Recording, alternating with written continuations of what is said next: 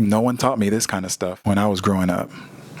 Not everything or everyone deserves your attention nor needs your attention. How do you stay focused when things happen, when things get in the way, when we have distractions? My actual focus was on sex, girls, who liked me, who did I like, on all types of things that really, looking back, didn't matter in the grand scheme.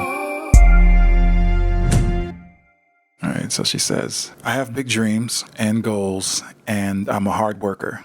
But so many things happened this past year. Broke up with boyfriend, mom hospitalized for COVID, business has been slow for starters. I want to get going on my dreams, but it seems like something always gets in the way. How can I stay focused with so much happening and reach my goals? The basic question I'm getting out of that is just how to stay focused, right? Because I think that's just a life pattern. Now, that's probably a little harsh, right? Like, that's just life, get over it type of deal. The empath in me, wants to say and will say and acknowledge that, those things are never easy. I just posted an episode about, talking about heartbreak and how to get over, breakups and stuff like that. So, I mean, I get it. Obviously, mom being in the hospital, that doesn't help, and when stuff goes wrong, it's never really helpful. Right? That's why it's wrong. Almost 2 years now is this COVID thing and the pandemic. It's just changed life for everyone to some degree. So I get it and I understand and acknowledge the difficulty in dealing with these things. But you obviously have things you want to do. Right? The fact that you sent this question in tells me that you're not someone who easily folds and is driven and wants to find a way. And what I've learned over the years, because I'm the same way, I identify as a pretty driven person. But my own downfall has been exactly that I've gotten in the way of my own success at many levels of my life just because I didn't understand how to deal with certain things in certain situations, right? So let's just get down to the basis of this thing. How do you stay focused when things happen, when things get in the way, when we have distractions? It's a big question. And if it was easy, everybody would be successful. You can just say, I have big goals. You didn't say what the goal is or whatever. But for you, it's big, and it should be. But when you have big goals, that's why they say it's not going to be easy. And dealing with the distractions and when things happen and when life happens, that's the bulk of it. That's the bulk of the unease. If it was an easy goal, no matter what happens, you'd be able to knock it out, right? Like, me being a physically fit person, or I'd like to believe I'm a pretty physically fit person, fully capable of using my body how I want to use it. If my humongous big goal was to get 100 steps in a day, I don't care what happens. My car can break down, house can catch on fire, my pet passes away in my arms. That's a little morbid, but all that stuff can happen in one day. I'll still be able to knock out 100 steps, right? So if you have big goals, when things happen, it's tough because you should be at least putting the majority of your mental capacity and energy towards hitting those goals. Unless you're the type that just wants to set goals and that's good enough for you. But this isn't for you. This podcast isn't for you. That's it. The basis of it. How do you stay focused? You focus. How do you stay focused? You focus. But with all the things going on, how? First of all, breathe. For me, typically, that's gotta be step one. For pretty much everything that I deal with and come across in my own life. Whew. Man, let me take a couple deep breaths real quick because I'm about to lose my mind. This traffic's about to, right? Take a deep breath. And now let's put some things into perspective, right? Like I said, I don't know what your goal is, but we can use anything. Let's say your goal is to be a fitness trainer. I don't know. let's say you want to be a trainer, going through heartbreak, you're going through, the breakup, sucks, does not feel good. Putting that into perspective, well, first I would say go and listen to the episode about dealing with heartbreak and breakups, one. But two, from a very basic perspective, the relationship's over. So lending your mind and capacity and emotions to it day after day to the point where it's in the way of you going after what you want to go after, your goals, there's some stuff that needs to be done internally, and I'm sure you know that. I'm not taking away from the fact that you're hurting, if you're still hurting or dealing with it, but that's the reality of it when you put it into true perspective. The one side of it, yeah, it hurts, it sucks, but the other side of it is there's things you want in your life. So if that relationship is done, which it sounds like, then don't lend your emotions and your mind and capacity to it any longer. Your mom's in the hospital. That sucks. That sucks. You never want your loved ones to be in pain, right? I get that. Now let's put it into perspective. Do you need to be at the hospital all day? Maybe you do, maybe you don't, I don't know. Do you need to be going to the hospital every day? Maybe you do, maybe you don't, I don't know. Is your mom being well taken care of? That's a concern. If she is, then the worry and the fears, that's kind of on you, right? And I don't want to sound harsh or like cold or anything like that, but that's really the reality of it. I hope your mom's being well taken care of, that they're taking care of her at the hospital. Yeah, I hope she's getting what she needs and is well taken care of. I'm sending up prayers. But if she's being taken care of and all the things that can be done are being done, then you just got to trust. If you trust God, if you're a person of faith, if you trust the system, but if everything that needs to be done is being done, you have to say, okay, mom's taken care of. Now I need to put in work. I got to do what I got to do.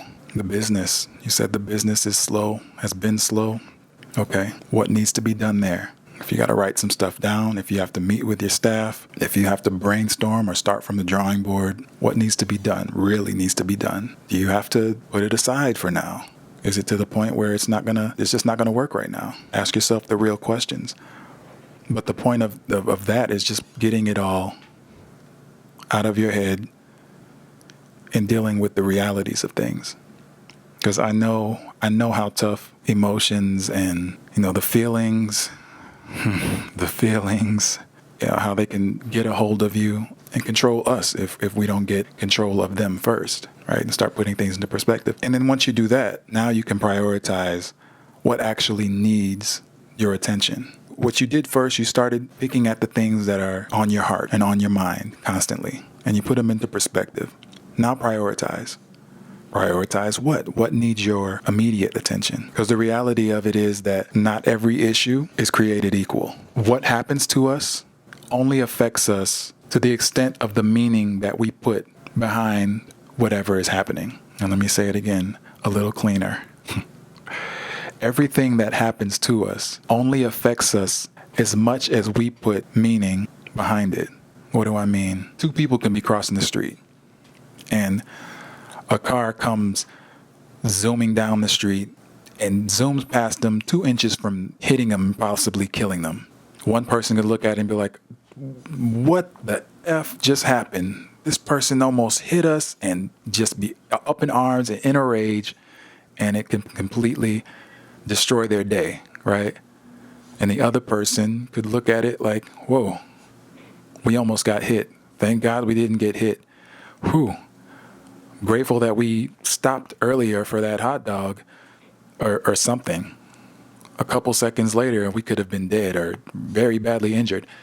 Be grateful and move on with their day and not be impacted by it. So what happens to us can only affect us if we allow it to. So we have to look at how we prioritize things through facts and not feelings, because our feelings will take us everywhere. And going back, the reason why I brought up, I said, if you want to be a fitness trainer or something, Because now when you put things into perspective, this is going back to putting things into perspective. Okay, if you have to be in the hospital with your mom. Say you have to be there a few hours a day to make sure everything is going smoothly, whatever. Okay, can you study while you're there? You can study while you're there. You can read in between, doing what you have to do to help your mom, and start prioritizing your time around the things that you need to do. And that goes with prioritizing as well. I completely understand making excuses, because I've been one to always have an excuse for why I couldn't get certain things done. And really, I was just lying to myself, creating some sort of scapegoat as to why I didn't do what I said I was going to do or what I said I wanted to do. So prioritize what needs your actual attention and why. Because what you put your attention on more or less controls you. Think about it. What you put your attention on pretty much controls you. I remember being middle school, even elementary school. I'll go as early as elementary school, elementary, middle, every level of school for me, up into and through college. My grades were always the same. And every teacher that I've had or professor always said the same thing. He has potential. If he just applies himself, he could be a really good student. 'Cause I was smart. I'd like to believe I'm kind of smart. But I never achieved my potential in school, grade-wise. I had a couple of report cards that were decent, but I never really did great in school. I was a C student at best at every level. Why? Because my focus was elsewhere. My actual focus was on sex, girls, who liked me, who did I like, on all types of things that really, looking back, didn't matter in the grand scheme, but it shaped who I had become and was becoming as an adult. And then once I started putting value on my actual attention, because for a while it was like, it's this thing. I tried to put blame on the thing. Oh man, I focused too much on girls. Oh man, I focused too much on video games. Oh man, I focused too much on leisure time. But the reality of it was I wasn't valuing my actual attention. Right. So once I started putting value on my attention, like seeing my attention as valuable, like I magically became more focused. Because it's not that we can't focus. It's that we're choosing to focus on the wrong things. That's what I learned. And that's what I'm sharing with you. It's not that we can't focus. We're focusing on the wrong things. But I get it. Like, we have bad days. Some days we just might have to shut it down. Some days it's just like, I don't want to hear from anybody. I'm taking a mental health day today. Like, I get that. But if you can realign with what matters most, and then also realize that not everything or everyone deserves your attention nor needs your attention, you can start to use that mental capacity and energy towards the things and the people who actually require your attention. I'll say it again. If you can realign to what matters most, and then realize that not everyone and not everything deserves your attention, nor do those things need your attention. If you realize all of that, then you can start putting your mental capacity and your energy towards the things and the people who actually require your attention. That's you. Now you're taking control. Now you're taking control of your life. And you're not being controlled by your circumstances. As shitty as a day might be, and the things that are happening may not be ideal, start to realize how valuable your attention is and how important it is for you to get to your goal, having your why, and then having the priorities in place, being your family, being your business, if you're in school, your studies, if you're training for something, your art. So you prioritize and then realize the value that you have and how valuable you are, your attention being a big part of that. Then as things happen, you see them, you acknowledge them, but you're getting back on board. You're not shutting down. You're not questioning why. You're not questioning how. You fall off the bike, you get back on, keep pedaling. I was thinking about my sons. I have two boys, 11 and 9, and every now and again they would fight on FaceTime, like as heated as a 9 and 11-year-old can get. They would have their little tussles, and Sometimes they're wrestling, and that's about as intense as it gets, as physical as it gets. Like they don't slug at each other or try to knock each other out or anything, but they have, kerfuffles. And, it's funny, but obviously I can't show that.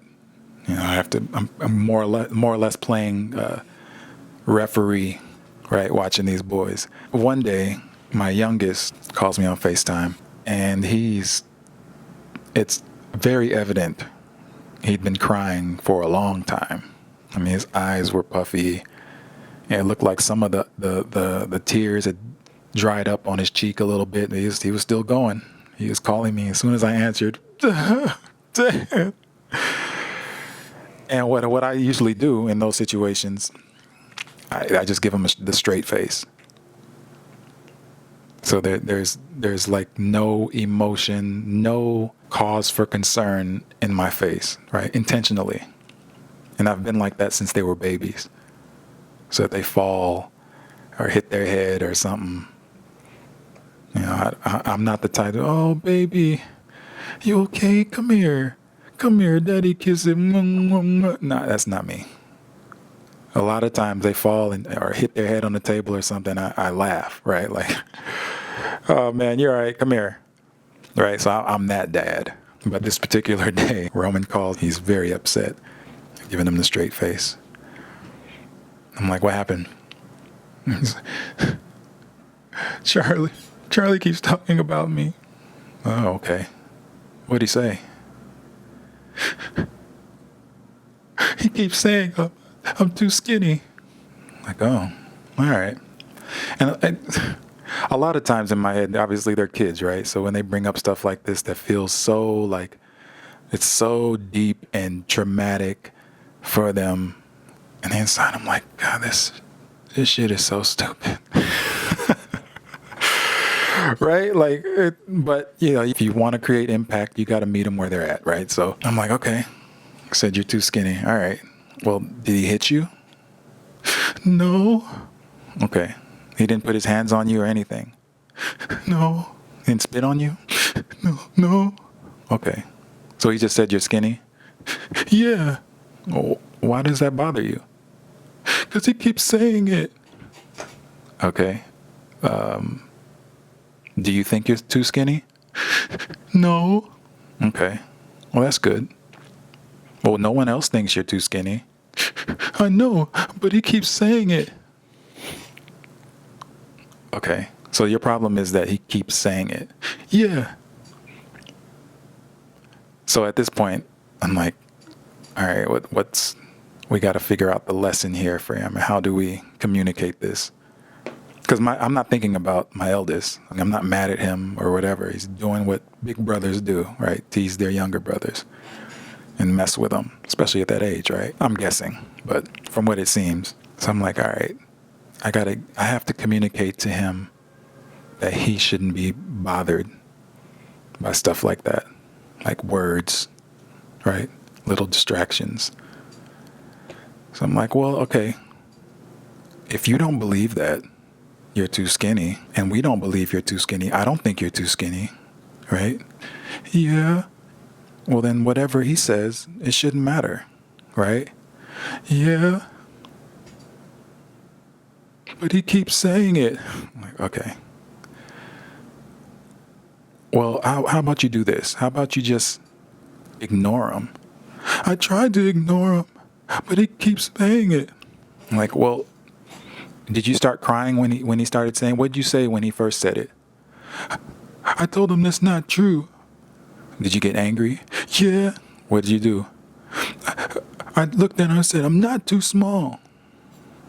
I'm like, all right. Well, that's giving attention to him, right? Yeah. How about if you don't believe it, if he says something you don't believe and you don't like it, just ignore him. Okay. Because you know why? Usually guys like that, when they say stuff like that and they repeat it over and over again, they just want to get a rise out of you. They just want to make you react. Mm-hmm. Do you think he's laughing on the inside because you're crying? He made you cry and he's getting you all worked up like this? I don't know. Well, he is. He definitely is. And maybe if you don't make a big fuss out of it, he doesn't, he just goes about his business and goes and plays with his Hot Wheels or whatever. Okay. Maybe parents would handle that a little differently than I did. Maybe. No one taught me this kind of stuff when I was growing up. No one taught me any of this stuff growing up. I had to learn it myself. And a lot of the times I learned it the hard way. And eventually I had to talk to my eldest and tell him like, yo, you're acting a little bit like a jerk and you're giving off some real bully vibes right now. But my focus was on my youngest because I look at it like whether good or bad in life, whether good or bad, what we give our attention to multiplies. That's regardless. I think that's just, they call it the laws of attraction, law of karma, whatever. That's just what it is. What we give our attention to multiplies. So the deeper we understand the value of our attention, the better we'll be at directing it towards the things that matter for us. I think maybe that's a good place to stop it.